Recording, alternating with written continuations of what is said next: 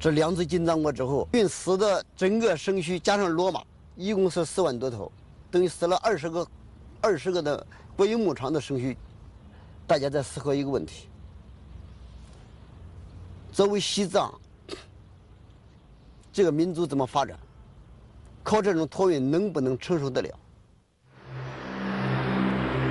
The Kunlun Mountain is considered to be the forefather of all the mountains in China. It is the first mountain that people have to cross to enter the plateau.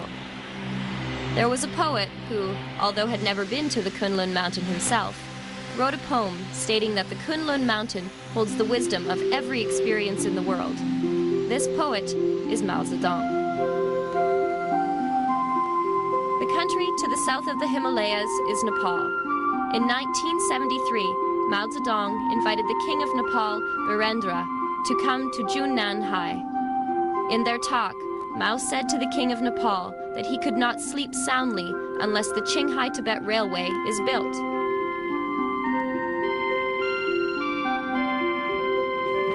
It was this meeting that sealed the Chinese government's decision to start the Qinghai-Tibet Railway construction. A railway from Xining to Golmu was built, stretching 856 kilometers.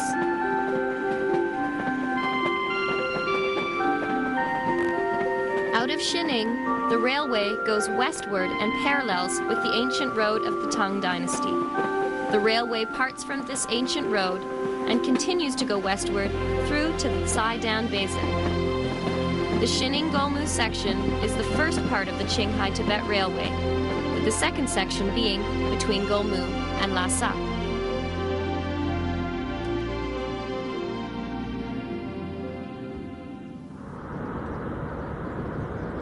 The journey in and out of Tibet may be one of the most difficult in the world.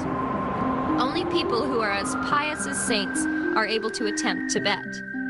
This old soldier has been to every corner of Tibet. He is the first secretary of the Communist Party of the Tibet Autonomous Region. His name is Yin Fatong. Yin Fatong came to Tibet when he was 34 and has worked here for over 20 years. His legendary life is interwoven with the mountains of Tibet.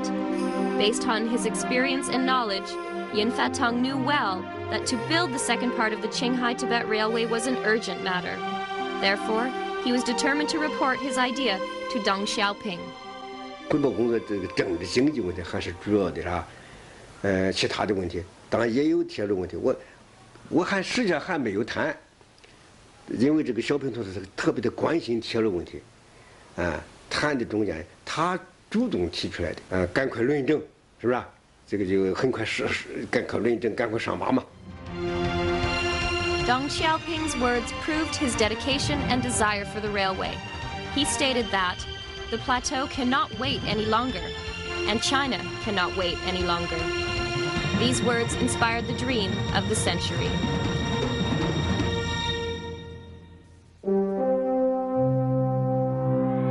From the democratic innovation in the 1950s to today's reform and opening up policy, Tibet has enormously developed in all aspects, especially apparent in the more important cities. But, due to the complexity of the geography and landform of Tibet, most of the Tibetan people in the rural areas live in poverty.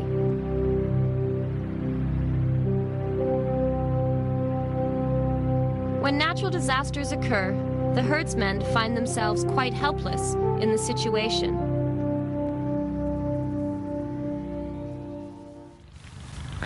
Although Tibet holds a beautiful aura of mystery due to its isolation, the Chinese government feels it lags behind in other areas. Inadequate transportation has restricted the economic growth. Until now, accessibility into Tibet has only been by either air or road. This is due to the very harsh climate and fragile environment of the plateau.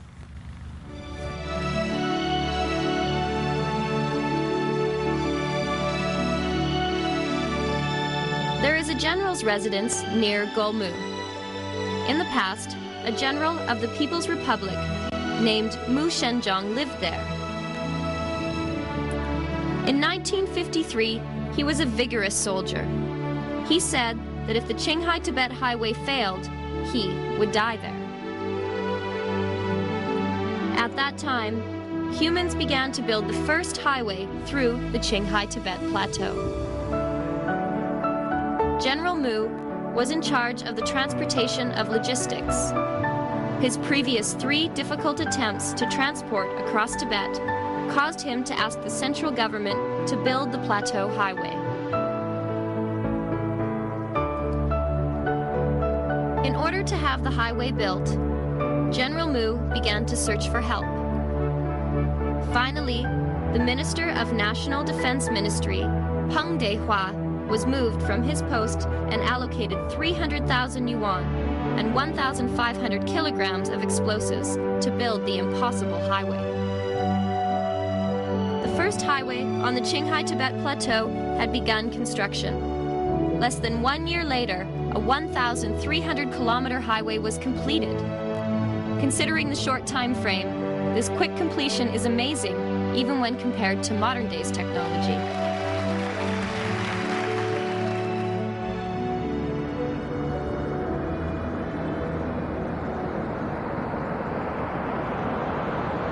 General Mu had been to Tibet many times. He knew clearly that a highway alone could not solve Tibet's problems. He dreamt of building a railway. But due to historical reasons, his dream did not come true. It is not a rarity to see a new road bring prosperity to an isolated place. The Qinghai Tibet Railway will bring modern materials, facilities, and transportation to the old and magical land.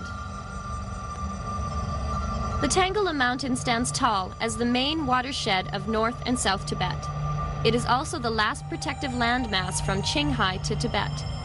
When the railway was built, in the town upon the Tangala, a herdsman named Jiang Yaochuo and his family all worked for the railway.